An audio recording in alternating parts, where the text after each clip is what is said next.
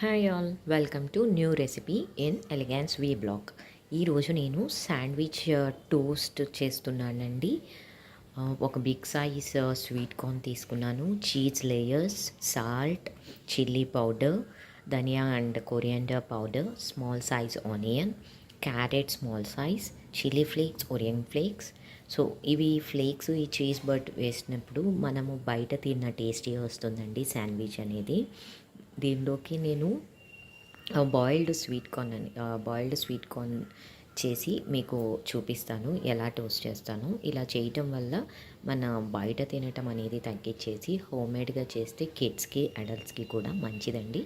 ఎప్పుడో ఒకసారి కూడా తినేది ఇంట్లో చేసుకుంటే చాలా మంచిగా ఉంటుంది. నేనైతే పోపు వేసేసానండి. పోపులో నేను ఒక చిన్న నేను పోపు వేసేసానండి. దానిలో చిన్న జీలకర్ర, కొంచెము ధనియాలు, కొంచెము నువ్వులు, తెల్ల నువ్వులు, నల్ల నువ్వులు. వన్స్ అది హీట్ ఎక్కాక నేను ఇప్పుడు ఆనియన్, క్యారెట్ అనేవి వేసేస్తాను. మగ్గిన తర్వాత స్వీట్ కార్న్ ఆల్రెడీ బాయిల్ చేసాం కదండి, అది కూడా వేసేసి అన్నీ ఒకేసారి చూపిస్తాను, చూసేయండి. ఇదిగోండి, నేను ఒరియన్ ఫ్లేక్స్, చిల్లీ ఫ్లేక్స్ వేసేసాను. ఆల్రెడీ నాకు ఆనియన్ మగ్గేసింది, క్యారెట్ కూడా బాయిల్ అయిపోయింది ఆల్మోస్ట్. సో అందుకని చెప్పేసి నేను వేసేసాను. ఇంకా ఇంకొక 3-4 మినిట్స్లోకి అంతా మగ్గిపోతుంది. క్యారెట్ కూడా మనకి ఫుల్గా మగ్గక్కర్లేదండి, హాఫ్ బాయిల్డ్ అయితే చాలు క్యారెట్ని. ఎందుకంటే మనము ఆల్రెడీ స్వీట్ కార్న్ని బాయిల్ చేసేసాము. అండ్ నేను దీన్ని దేంతో చేస్తున్నానంటే శాండ్విచ్ టోస్టర్ అండి. శాండ్విచ్ టోస్టర్తో చేస్తున్నాం కాబట్టి మనం కొంచెం బాయిల్ చేసుకుంటే చాలు. సో హాఫ్ బాయిల్డ్ అండి. నేనైతే ఇది యూజ్ చేస్తున్నాను, butterfly model sandwich toaster.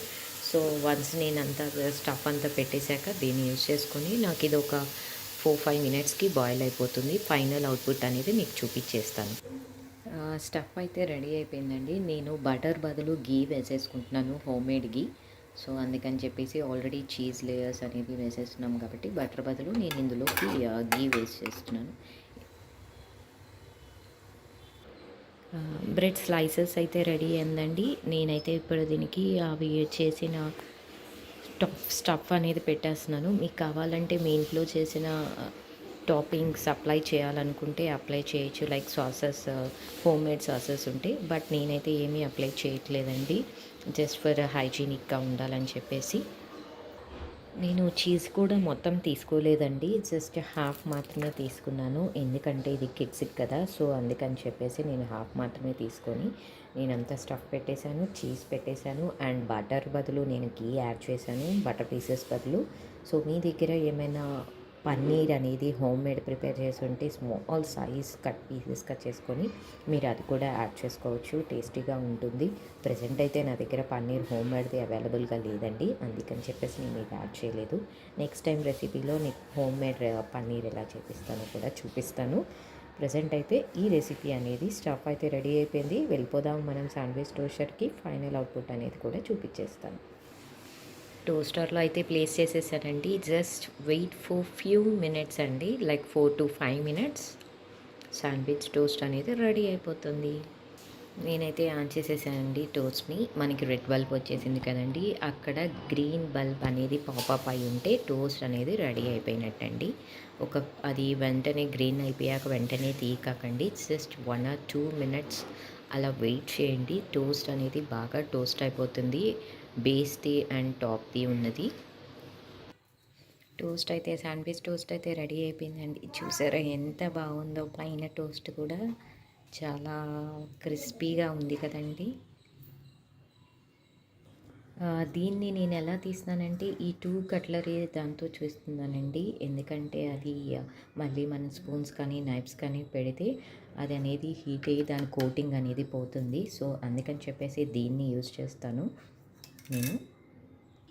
Sandwich toast అయితే రెడీ అయిందండి. చూసారా అండి అవుట్లుక్ ఎంత బాగుందో, చాలా క్రిస్పీగా ఉంది. మనం ఇటు టర్న్ చేసిన 2 సైడ్స్ అనేది కూడా క్రిస్పీ అయిపోయి లోపల స్టఫ్ కూడా చూడండి చీజీతో ఎంత బాగుందో. స్టఫ్ కూడా సేమ్ మనం బయట ఆర్డర్ చేసుకున్నదట్టే ఉంది. హోమ్ మేడ్ కూడా చాలా బాగుంటుందండి. మీకు కావాలనుకుంటే ఫుల్ చీజీ కూడా వేసుకోవచ్చు. కాకపోతే నేను కిడ్స్ కాబట్టి నేను ఓన్లీ హాఫ్ చీజ్ మాత్రమే వేశాను. ఒక హాఫ్ని నేను 2 బ్రెడ్స్లోకి వచ్చేటట్టు వేసేసానండి. యాక్చువల్గా 1 చీజ్ లేయర్ వచ్చేసరికి మనం 4 బ్రెడ్స్గా కూడా యూస్ చేసుకోవచ్చు. Okay, thanks for watching. It's very tasty and yummy.